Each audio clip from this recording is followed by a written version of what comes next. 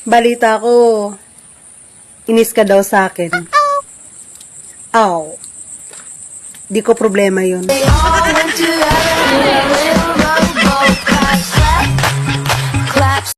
Hindi lahat ng relationship totoo.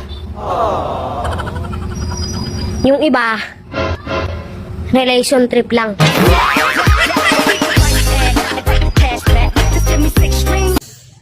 Sa mga marites dyan, may sasabihin ako, manood kayo. Ba't nanonood ka? Marites ka rin? Uy, be, wag mo nga hayaan na baguhin ng pera ang ugali mo. Eh bakit? May pera ba ako?